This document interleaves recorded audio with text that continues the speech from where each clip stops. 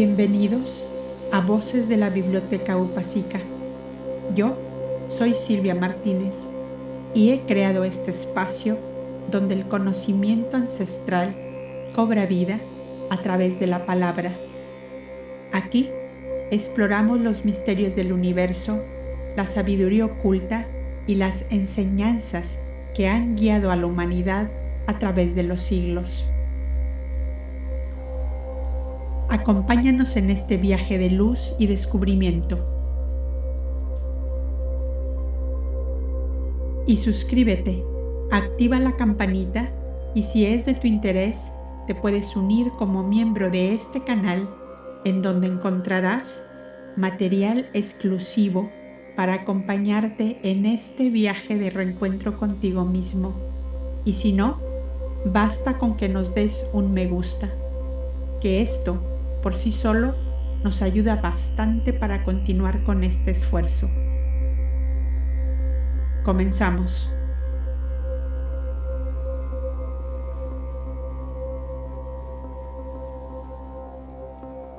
Cuando la luz desciende, no todos pueden verla. Mientras algunos soñaban con un trono, otros ya sabían que lo que venía era mucho más grande. Hoy veremos cómo el nacimiento del Cristo resonó en distintas partes del mundo y cómo no todos lo entendieron.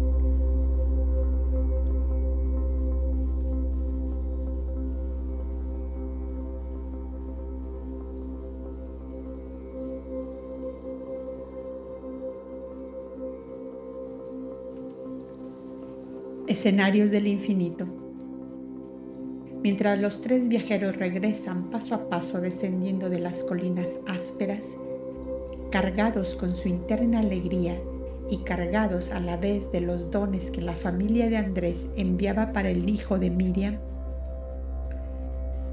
contemplemos con la rapidez que es permitido a través de las líneas esbozadas en páginas de papel dos escenarios completamente distintos y que abarcaban grandes extensiones de tierra y muy diversos y lejanos países.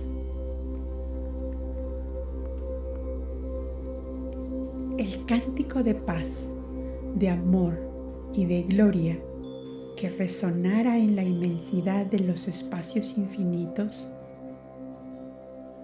había resonado en cada alma que con la interna luz de la divina sabiduría esperaba la llegada del hombre de Dios. Gloria a Dios en los cielos infinitos y paz en la tierra a los hombres de buena voluntad. Y como había resonado para todos los esenios refugiados en sus santuarios, había resonado también en las escuelas ocultas y secretas de Gaspar, de Melchor y Baltasar, en las comarcas en que desde años atrás existían. Un inusitado movimiento en toda Siria, Fenicia y Palestina agitaba gozosamente las almas con diversas formas y manifestaciones de dicha, según fuera el prisma por el cual miraba cada uno el gran acontecimiento. Los que ya adheridos a la gran fraternidad esenia solo conocían de ella que eran continuadores de la enseñanza de Moisés, aceptaban la interpretación que daban los sacerdotes, relacionada con la futura venida de un Mesías, Salvador de Israel. El pueblo de Israel había sido dominado por Roma, reina y señora del mundo civilizado de entonces, y esta dominación era tan amarga y dura para el pueblo hebreo que se creía munido de todas las prerrogativas de pueblo elegido, que ningún acontecimiento era mayor para él que la aparición de un Mesías Salvador. Y bajo este punto de vista, interpretaban todos los anuncios, todas las profecías, desde la remotísima edad de Adamo y Evana, o sea, desde los comienzos de la civilización adámica. Muchos de estos anuncios y profecías se habían verificado en las diversas estadías del hombre luz sobre la tierra. Algunas se habían cumplido en Abel, otras en Krishna, otras en Moisés y en Buda. Mas, para el pueblo hebreo, era todo un solo aspecto en aquella hora, un Mesías Salvador que, empuñando el cetro de David y Salomón, levantará a Israel por encima de la poderosa dominadora de pueblos, Roma.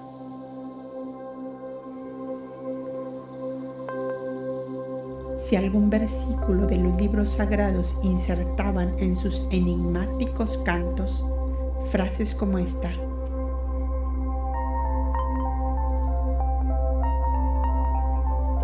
dijo Jehová, mandé a mi hijo para que se pusiera al frente de mi pueblo.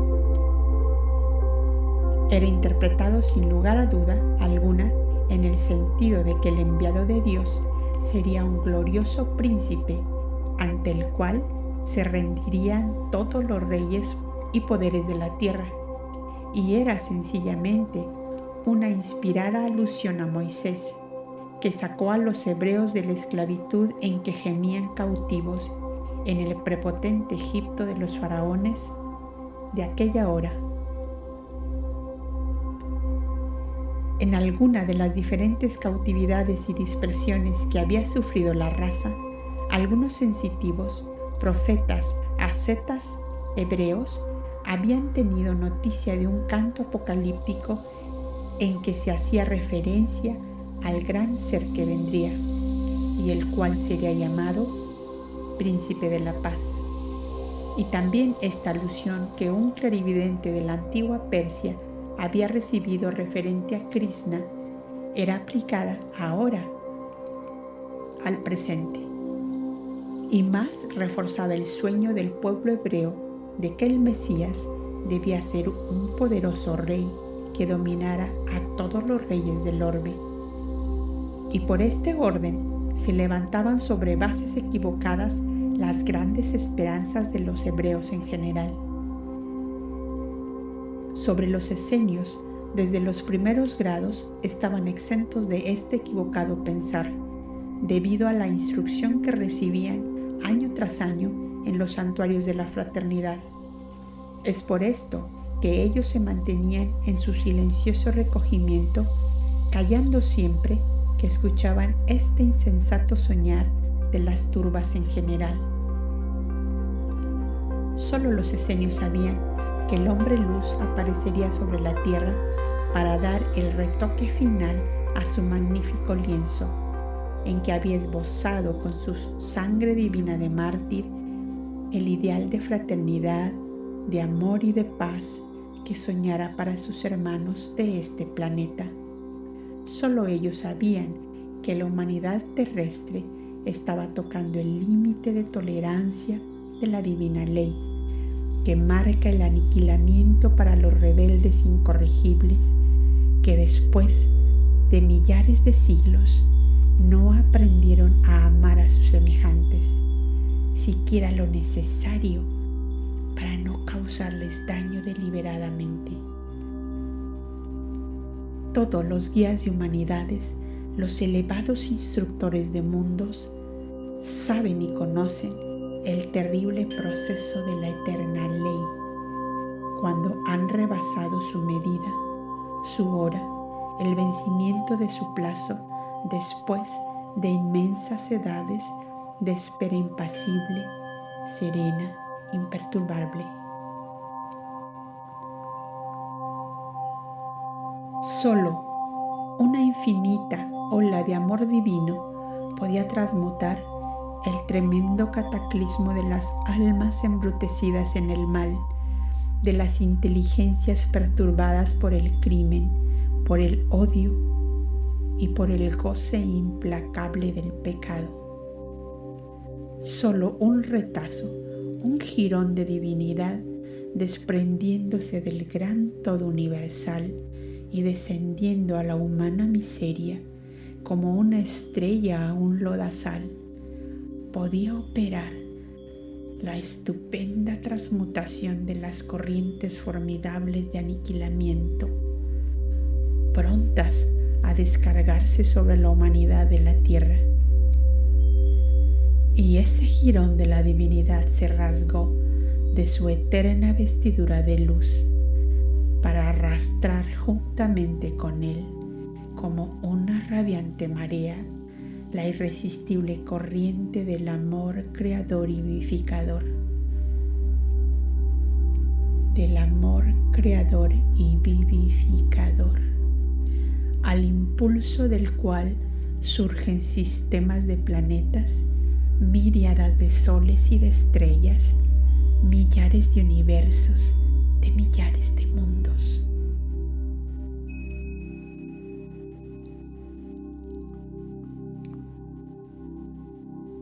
Como un florón, un jirón de la divinidad, no había de salvar de su inminente ruina a pequeños mundos que, al igual que la tierra, reclamaban el beso del amor eterno para no ser aniquilados. Por eso los esenios no esperaban un Mesías rey de Israel, sino una encarnación de la divinidad, un resplandor de la luz increada, un reflejo de la suprema justicia, un aliento vivo del amor soberano, un Dios hecho hombre.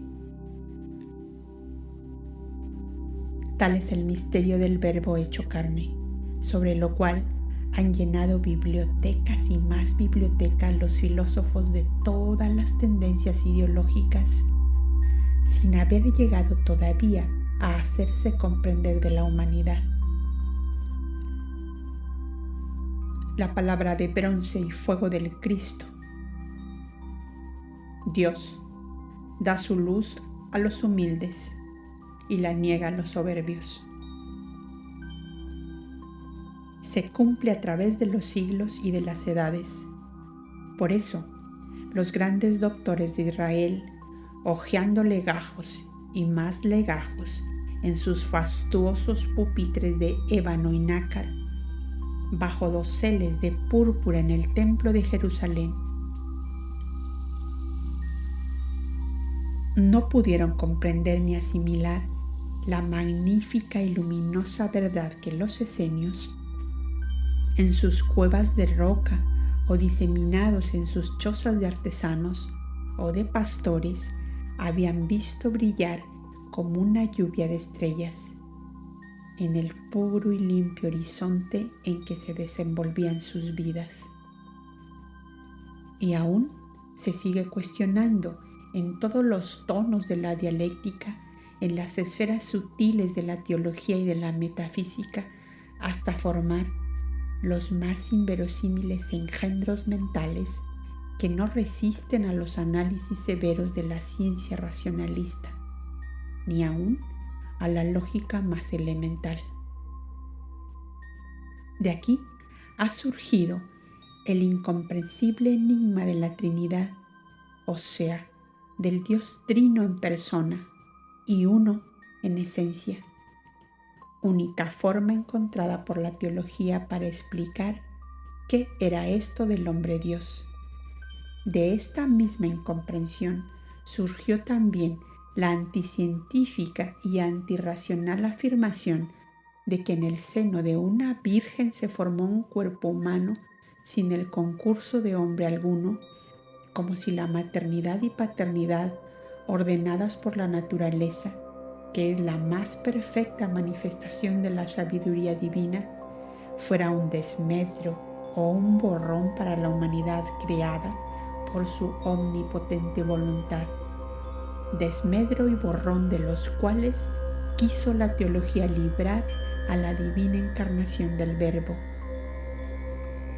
En todas estas pesadas elucubraciones de mentes escasas de luz divina, se ha tenido muy en cuenta la materia y muy poco el espíritu, pues, buscando engrandecer la excelsa personalidad del Cristo hombre, se cubrió su materia física con el hálito intangible del milagro desde el momento de su concepción, sin tener en cuenta de que aquella radiante inteligencia, vibración de Dios amor, era grande, excelsa, purísima por sí misma, sin que el fenómeno de que se rodeó su nacimiento pudiera añadir ni un ápice a aquella plenitud magnífica en el conjunto de sus divinas cualidades.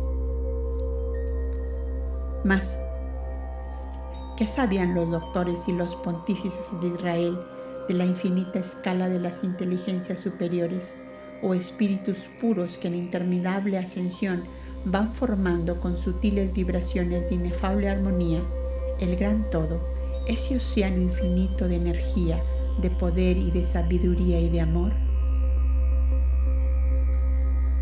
De ese infinito océano se desprendió un raudal hacia la tierra habitada por una humanidad tan inferior en su gran mayoría que fue necesario encerrar aquel raudal de la divinidad en un vaso de arcilla que estuviera al alcance del hombre terrestre, que pudiera beber en él, ver reflejada su imagen grosera en aquella linfa cristalina, tocarlo, palparlo, amarlo, escucharlo, seguirlo como se sigue una luz que nos alumbra el camino, como sigue el niño a quien le da el pan, como sigue un cordero al pastor que le lleva al prado y a la fuente. Los doctores de Israel no sabían que ese cristalino y puro raudal del infinito océano divino se había desprendido 9 veces en diferentes edades y épocas para arrastrar en pos de sí todo el amor de la divinidad, toda su sabiduría, toda su piedad, toda su luz, su verdad y grandeza inmutables. Si algunos de los viajeros esenios de familia sacerdotal habían podido quedar aún bajo los atrios del templo, al amparo de una incógnita rigurosa, sepultaban en el más profundo secreto sus principios y oculta sabiduría. Qué lejos pues estaba el pueblo de Israel de imaginar siquiera la grandiosa verdad. Y ha llegado el momento, lector, que vas siguiéndome por este senderillo humilde y escondido que el Dios amor te descubre, de que conozcas y sepas lo que era Yahshua, el Cristo que bajaba a la tierra.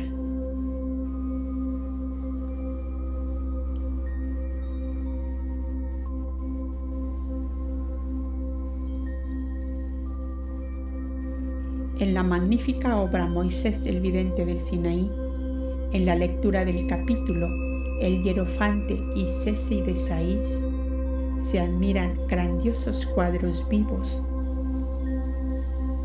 de las más elevadas regiones de inteligencia suprahumanas y de sus radiantes moradas en el inmenso infinito, escrita para los recién iniciados de la futura próxima generación. Ha podido dar cabida en sus páginas a ciertas verdades muy hondas y muy lejanas de todo cuanto pueden percibir y palpar los sentidos físicos en este plano inferior. Entremos pues, amado lector, guiados por emisarios de la divina sabiduría, al infinito reino de la luz increada, en busca de Yahshua, el ungido Salvador de la humanidad terrestre.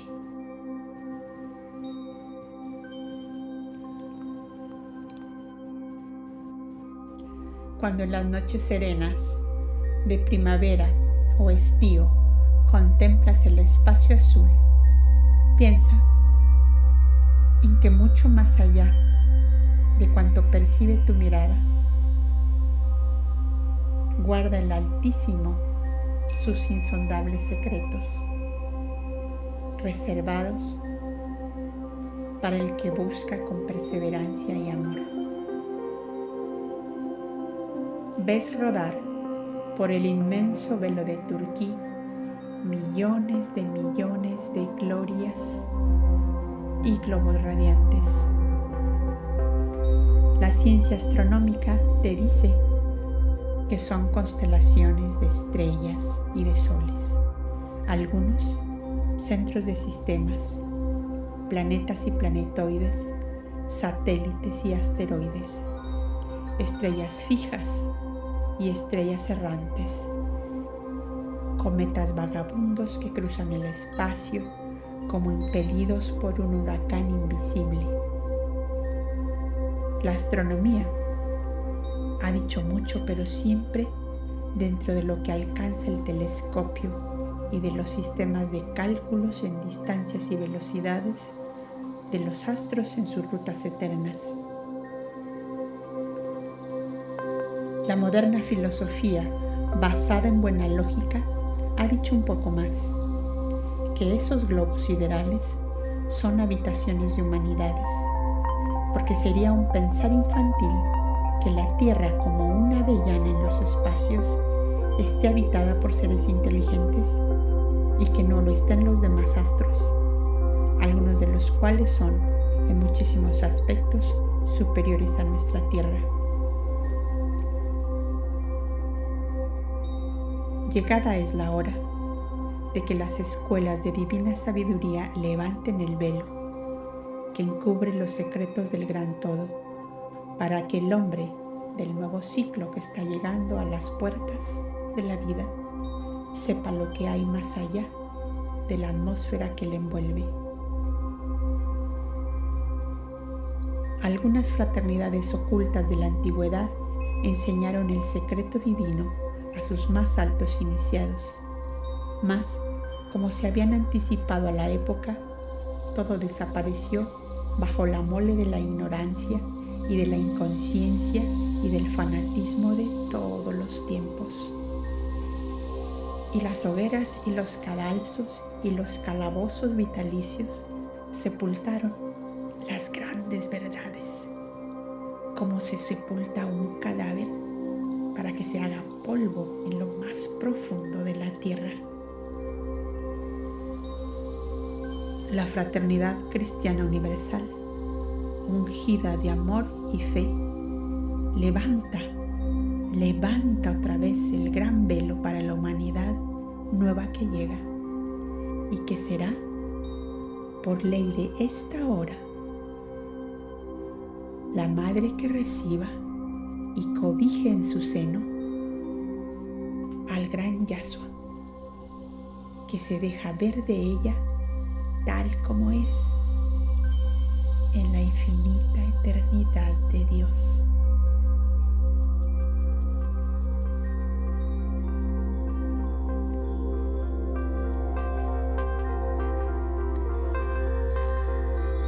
Los grandes soles o estrellas llamadas de primera magnitud son para el físico centros de energía y de fuerza vital que arrastran en pos de sí a innumerables globos atados a ellos por las leyes de atracción. Para la inteligencia iluminada por una luz superior que pregunta a todas las ciencias y a todas las cosas, ¿quién es Dios? Sin que hasta hoy nadie haya respondido a satisfacción. Hay un poema eterno que no se ha escrito todavía y que no han leído los hombres. El poema de Dios y de las almas.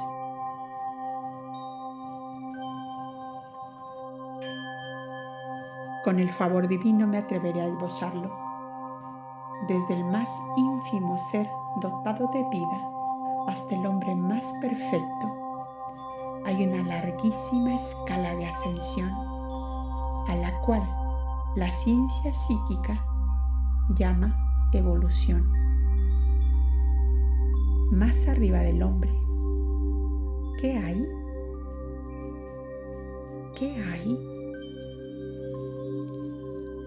¿Qué hay?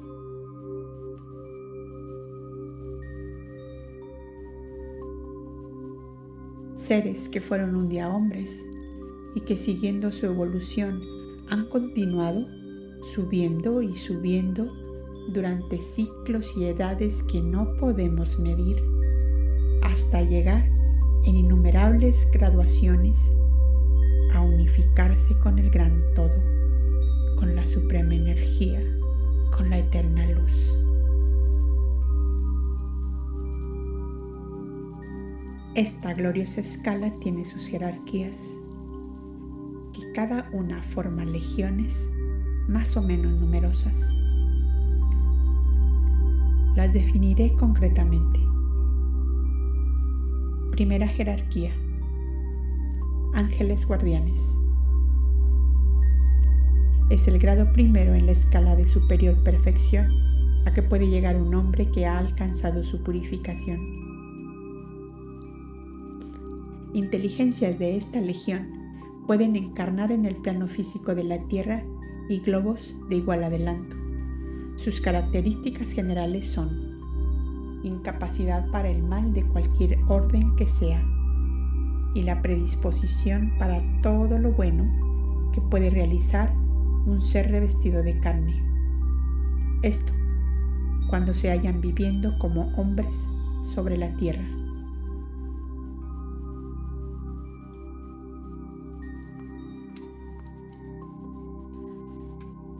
Ahora, en estado espiritual, su mismo nombre lo indica.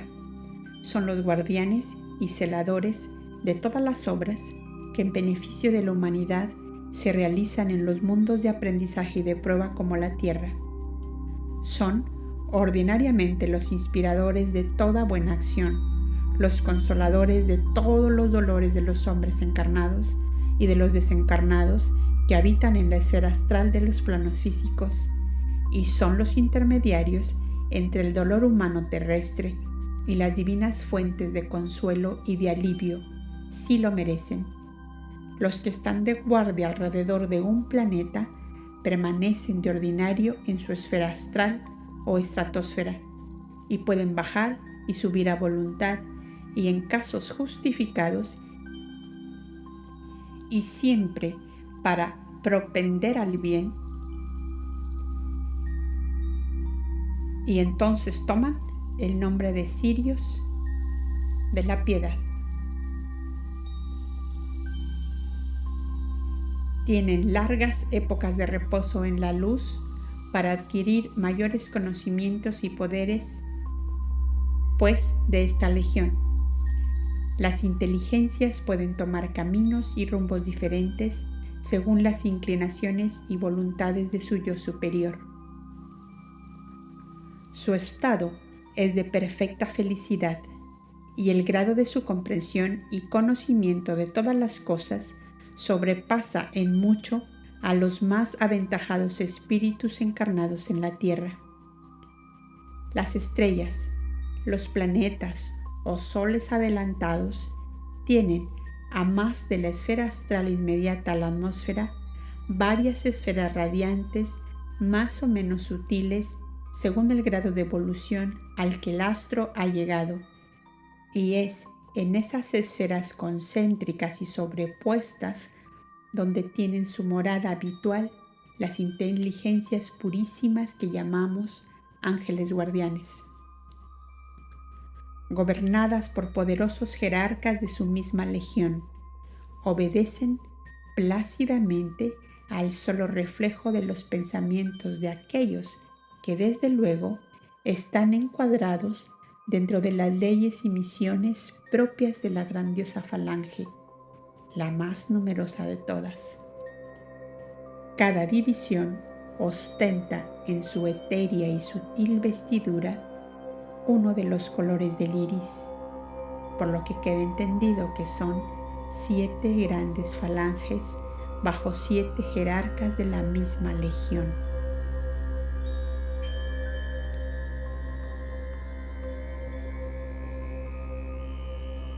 Lector amado, si interrogamos a cualquiera de estos jerarcas de los ángeles de Dios,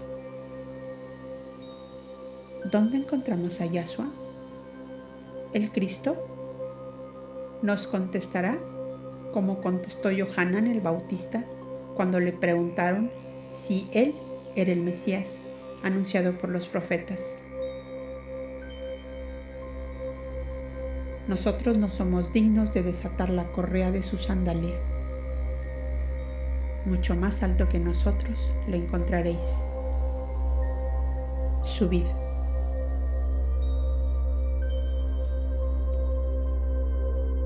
Y subiendo a las radiantes esferas sutiles que envuelven globos siderales de gran perfección, encontraremos, entre mares interminables de luz, de bellezas indescriptibles, de las que son opacos reflejos, las más admirables bellezas de la tierra, otra numerosa jerarquía de inteligencias purificadas que irradian amor, poder, sabiduría, en grado mucho más superior que la legión anterior.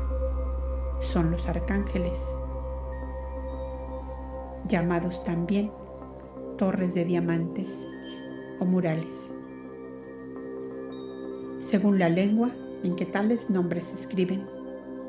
Son estos los señores de los elementos o fuerzas poderosas que aparecen a veces en los planos físicos. Ellos son los que gobiernan las corrientes dispositivas de encarnaciones de espíritus en determinados mundos, entre unas y otras razas, según el grado de su evolución y según la altura de la civilización a que deben cooperar. Guardan ellos el libro de la vida y de la muerte. Marcan con precisión y justicia las expiaciones colectivas de los pueblos, de las naciones o de los continentes, aunque rara vez encarnan también en los planos físicos, sobre todo cuando algún gran espíritu misionero debe permanecer allí en cumplimiento de un mensaje superior de gran importancia.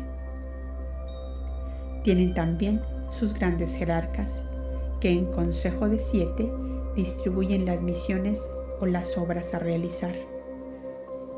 Visten también sutiles túnicas de los colores madres más espléndidos y radiantes, pero, a diferencia de los anteriores, están provistos de grandes antenas blancas en forma de alas que parecen tejidas de resplandeciente nieve.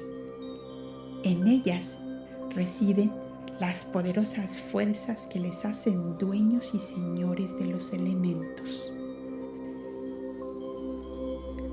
Si a cualquiera de estos jerarcas de los radiantes arcángeles les preguntamos si está entre ellos Yahshua el Cristo,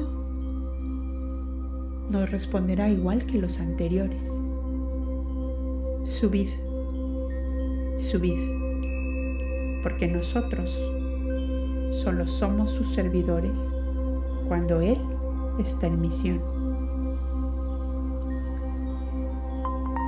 Y seguiremos corriendo, amigo lector, hacia esferas y planos más radiantes y sutiles, donde los esplendores y las victorias, los esposos adolescentes, cuyo recíproco amor les complementa para la constante y permanente creación de las formas y de los tipos, de cuánta manifestación de vida observamos en la compleja y sabia combinación de la naturaleza, los excelsos conductores de la mágica ola, que no es fuego ni agua, sino materia radiante, de donde toman su luz todos los soles, todas las estrellas más esplendorosas, de donde surgen los principios de todo sonido, de toda armonía, de toda voz, capaz de deleitar al alma más delicada.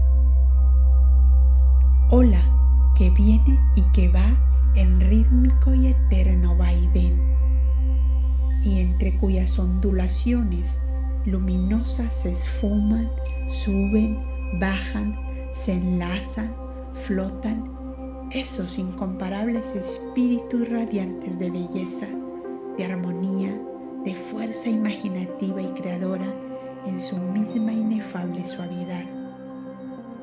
Piensa en una forma, un tipo, un sonido, un color, y de la ola formidable de materia radiante en que ellos se deslizan y viven, como en su propio elemento, van surgiendo sus pensamientos hechos formas, tipos, sonidos y colores, para que la eterna Madre Naturaleza conciba en su fecundo seno aquellas divinas manifestaciones de vida que ningún artífice terrestre es capaz de forjar, ni en semejanza siquiera. Y si estos seres, cuya dicha suprema está en la contemplación de sus eternas creaciones, para poblar de múltiples formas de vida los mundos y los universos, propendiendo así a la evolución de todos los seres orgánicos e inorgánicos, escucharán nuestro interrogante. ¿Está, por ventura, entre vosotros Yahshua el Cristo? Ellos nos responderían sin detener el armónico movimiento de sus manecitas como lirios. Yahshua, el Cristo, es una arpa viva que vibra siempre entre los amadores. Y de su vibración eterna de amor, aspiramos las notas sublimes y tiernísimas para plasmar creaciones dulces, amorosas y sutiles, para forjar el grito de amor de una madre, el canto de amor de una hija, la égloga de inmensa ternura de una esposa que sabe sacrificarse por un amor que sobrepasa a todas las cosas. Nosotros, ya lo veis, creamos la forma, el tipo, el sonido, el color. Más, Yahshua crea el amor más fuerte que el dolor y que la muerte.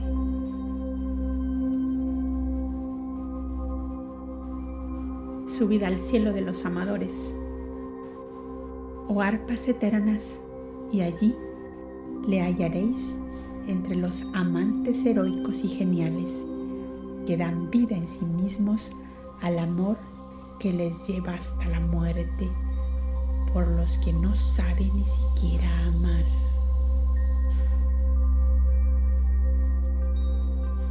De nuestras creaciones surgen todas las formas y tipos de vida, de belleza, de color y de armonía que observáis en los mundos que habitáis, pero de los amadores, arpas eternas de Dios, emana perpetuamente el amor que es consuelo, paz, esperanza y salvación en todos los mundos del universo.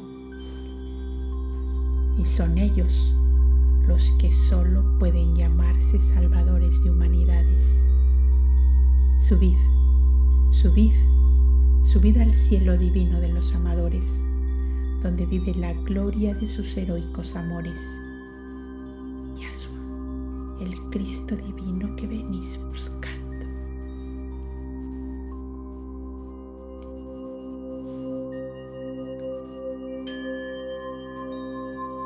Subimos a la constelación de Sirio por no mencionar otras de las mil y mil que son moradas de luz y de gloria de las arpas eternas del divino amor. El lector comprenderá que estas percepciones son posibles solamente en ese estado espiritual al que se llama éxtasis o transporte o desdoblamiento consciente del espíritu. Y mucho antes de llegar a la esfera astral conjunta de aquella hermosísima constelación, nos sorprende una multitud abigarrada y compacta de fibras luminosas, sutilísimas, del rosado color de la aurora, cuando un sol de estío está para levantarse. Fibras, rayos o estelas que parecen nacer en los globos mismos de aquel radiante sistema, el que por primera vez llega a tales alturas. Se figura que aquella infinidad de rayos luminosos son como defensas que impiden la llegada de los profanos, tal como algunas famosas fortalezas de la antigüedad aparecían erizadas de puntas de lanzas agudísimas y a veces envenenadas, como formidable defensa de enemigos desconocidos, pero posibles. ¿Y el guía? Que allí nadie puede llegar sino conducido por un experto instructor, nos dice: no temáis, que estos rayos no hieren a nadie, sino que acarician con infinita dulzura.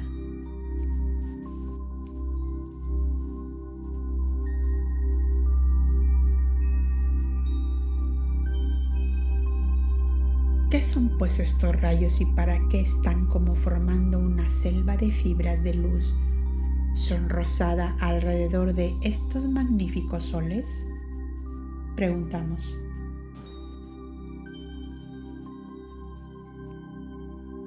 Son las formidables antenas que, nacidas del plexo solar o centro de percepción de los amadores o arpas eternas, atraviesan toda la inmensa esfera astral de esta constelación habitada por ellos y permanecen perennemente tendidas hacia los espacios que le rodean y en todas direcciones, a fin de captar con facilidad el amor y el dolor de todos los mundos del universo que esa constelación o sistema pertenece. Y estas arpas vivas y eternas están percibiendo los dolores humanos de los que desde esos mundos apartados y lejanos les piden piedad, consuelo, esperanza. Y ellos, dioses de amor y piedad, emiten con formidable energía el consuelo, la esperanza y el amor que les demandan. He aquí el efecto maravilloso e inmediato de una oración, pensamiento o plegaria dirigido a tan excelsos y purísimos seres. Amadores, arpas eternas del infinito, viven amando eternamente, y cuando sus antenas captan gritos desesperados de angustia, de mundos amenazados por cataclismos que solo el amor puede remediar, se precipitan desde sus alturas de inmarcesible dicha, como pájaros de luz entre las tinieblas de los mundos de dolor y de prueba, para salvar a costa de tremendos sacrificios y hasta de la vida lo que puede aún ser salvado y redimido.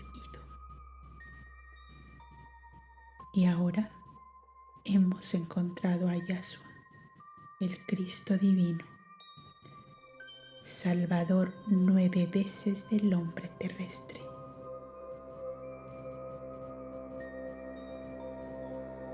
Yahshua, el excelso amador que ama por encima de todas las cosas y más allá del dolor y de la muerte.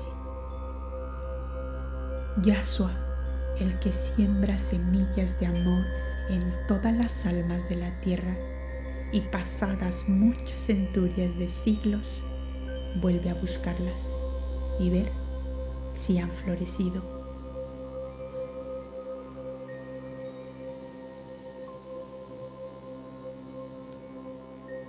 ¿Qué hace Yahshua en su diáfano cielo de la constelación radiante de Sirio? ¿Vive acaso deleitándose infinitamente en la plenitud de dicha que ha conquistado? ¿Vive sumergido en la estática contemplación de la belleza divina que es posesión suya por toda la eternidad?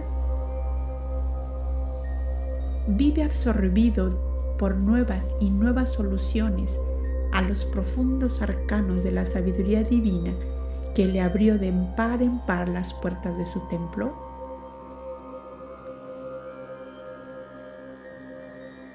Toda esa inmarcesible grandeza y gloria la tiene ante sí Yahshua el amador, mas no llena con solo eso su vida en los cielos de paz y de dicha que ha conquistado.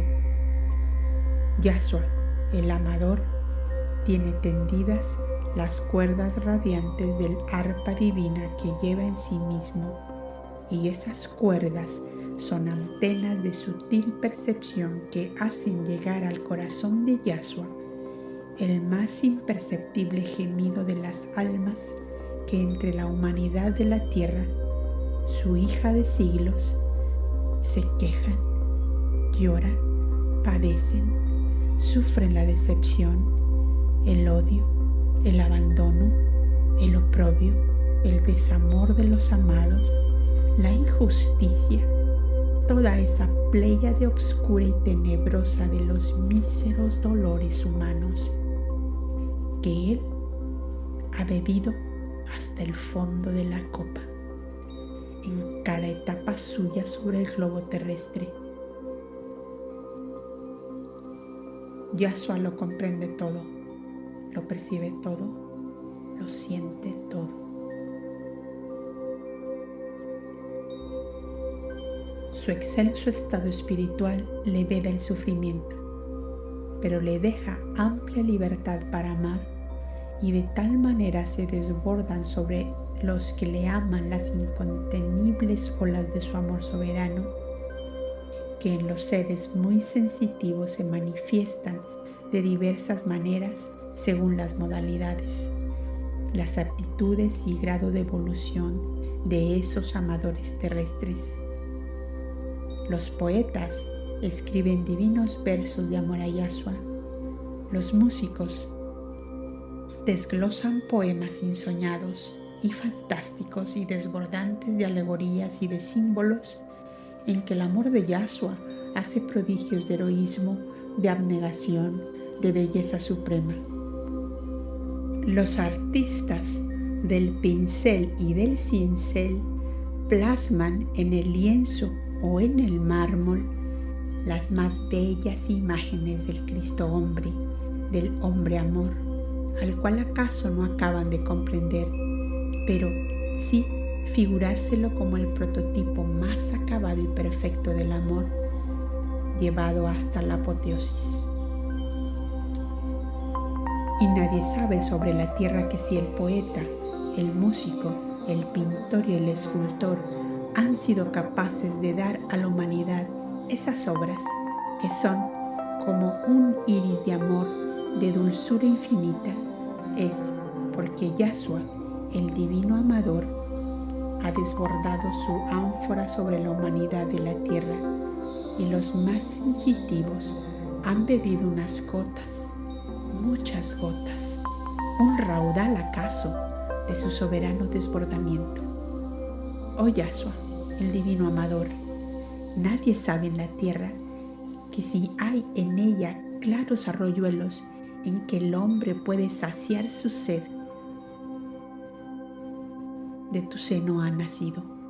porque tú solo, Yahshua, amante genial, sublime y eterno, siembras en los amadores de esta tierra las semillas divinas de ese amor tuyo tan grande como lo infinito, más fuerte que el dolor y que la muerte.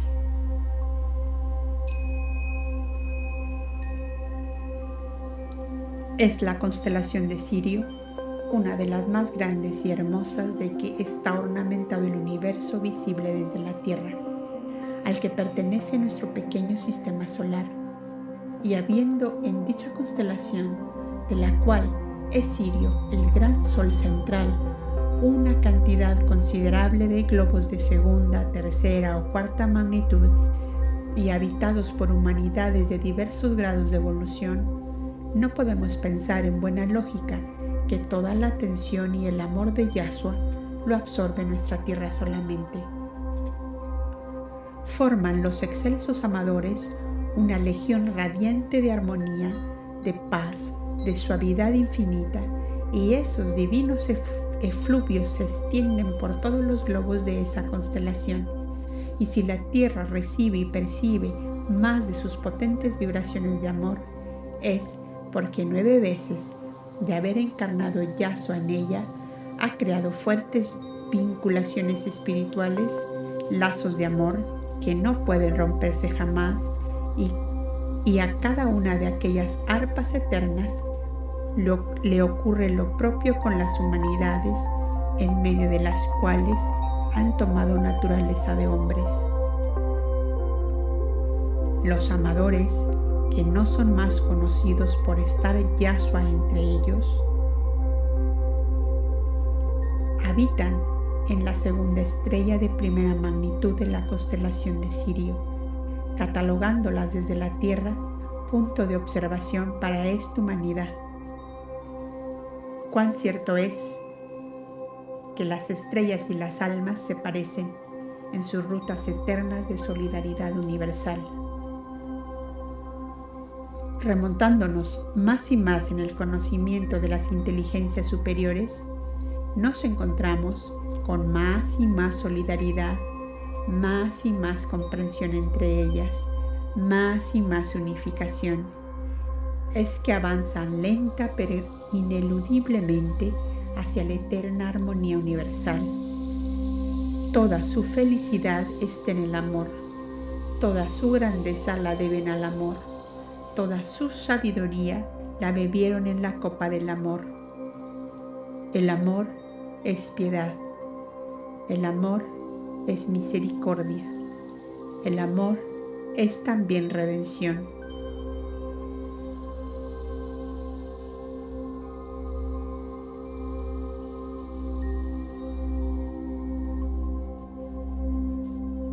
He ahí pues, lector amigo, el querubín de oro y rosas que ha nacido en Betlén, coincidiendo con la triple conjunción planetaria de Júpiter, Saturno y Marte, y que causa el gran movimiento escenio en los pueblos de Palestina, que fue su cuna. ¿Y por qué fue el dominio de Israel su cuna y no otros parajes en donde florecían con mayor exuberancia las ciencias, las artes y todas las grandes manifestaciones de las capacidades humanas? Roma, Grecia, Alejandría de Egipto, Antioquía de Fenicia eran por aquel entonces emporios de civilización, de esplendor, de ciencia y de riqueza. ¿Por qué el esplendor divino del cielo de los amadores fijó su atención en las humildes serranías de las costas del Jordán? Es que la simiente de la unidad divina sembrada por Moisés había echado raíces entre las generaciones de Israel, que creyéndose pueblo preferido de Dios, rechazó heroicamente, hasta sacrificando su vida, la idea de la multiplicidad de dioses en perenne lucha de odios fratricidas de unos contra otros. El pueblo de Israel, con su inquebrantable idea de un Dios único, esencia inmaterial e intangible, eterno en su grandeza y en sus perfecciones, abrió la puerta a esa gran esperanza en lo infinito, en ese soberano Dios único, que velaba sobre su pueblo, sobre cuyos dolores debía mandar un Salvador. Y esta gran esperanza de Israel y las hondas plegarias y evocaciones de sus videntes, de sus profetas, de sus grandes iluminados, durante siglos y siglos, atrajo el pensamiento y el amor de Yahshua hacia aquel pueblo, en medio del cual había vivido muchos siglos atrás y el cual, con todas sus incomprensiones y deficiencias, le amaba sin comprenderle y le buscaba sin haber aprendido a seguirle. Y ese amor, más fuerte que la muerte, en Israel atrajo a Yahshua a los valles de la Palestina, la tierra de promisión, que en su vida de Moisés vislumbró como el escenario final de su grandiosa apoteosis de Salvador de los hombres. Porque los caminos de Yahshua fueron uno mismo desde el principio hasta el fin, una sola doctrina, un solo su ideal, una sola la hermosa y eterna realidad que buscaba, la fraternidad humana, principio que encuadra en la armonía y el amor universal. Las grandes inteligencias que palpitan y vibran ya dentro de la gran idea divina no varían ni tuercen jamás su camino, porque Él forma parte de esa misma eterna idea divina, por lo cual Yahshua pudo decir con toda verdad: los cielos y la tierra pasarán, pero mis palabras no pasarán. Y el pequeño querubín de nácar y de oro, de leche y rosas, como diría el cantar de los cantares, dormitaba quietecito sobre las rodillas de Miriam, velado por los ángeles de Dios, incapaz entonces de pensar que una formidable sanción divina pesaba sobre él. Era salvador de la humanidad terrestre. Se ha hablado mucho y se ha escrito más aún sobre el milagroso nacimiento del Cristo, y si el calificativo se aplica a todo hecho excepcional y que rebasen mucho la comprensión humana, podemos decir con toda verdad que fue un acontecimiento de orden espiritual muy elevado, dentro del marco ordinario de lo puramente humano. La esencia íntima y profunda de un hecho semejante solo pueden comprenderlo en su estupenda realidad los espíritus del excelso cielo de los amadores.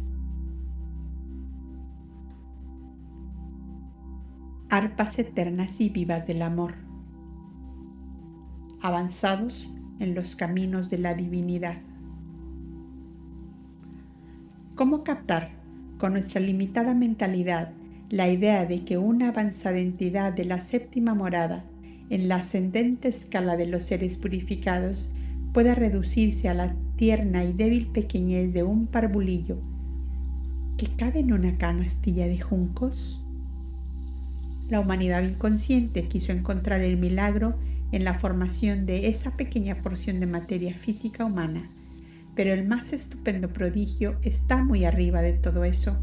Estaba en el amor soberano de un glorioso y puro espíritu que ya en las antesalas de la divinidad misma deja en suspenso por propia voluntad las poderosas actividades que le son inherentes, para hundirse temporalmente en las sombrías regiones del pecado y del dolor, arrastrando consigo como un torrente purificador todo el amor de su cielo.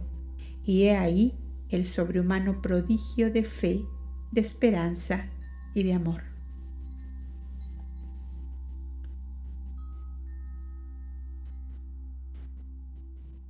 Yahshua, el excelso amador del séptimo cielo, fue capaz de soñar con la sublime grandeza de ese prodigio, soñarlo y realizarlo.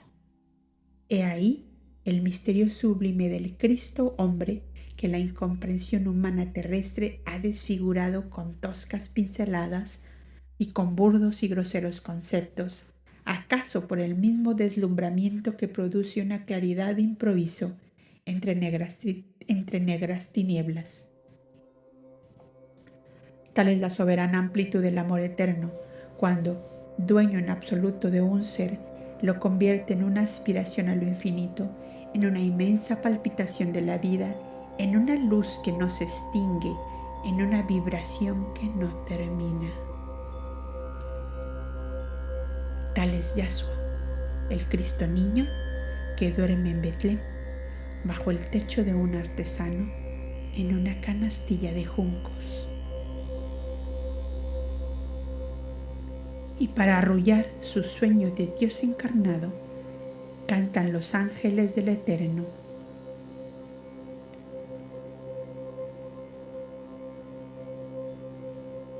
Gloria a Dios en las alturas celestiales y paz en la tierra a los hombres de buena voluntad.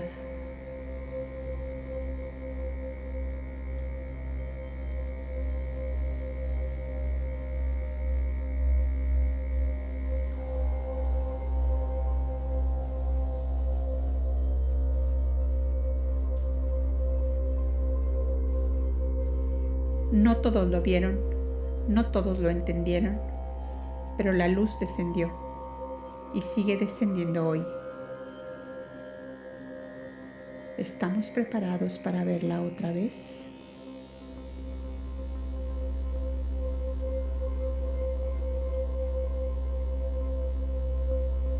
No te pierdas el próximo capítulo o episodio que se llama A los montes de Moab. Gracias por acompañarnos en este episodio de Voces de la Biblioteca Upasika. Que estas palabras resuenen en tu interior y te inspiren en tu propio camino de búsqueda y despertar. Y no nos vamos ya, porque queremos recordarte que te suscribas, actives la campanita y que nos des un me gusta.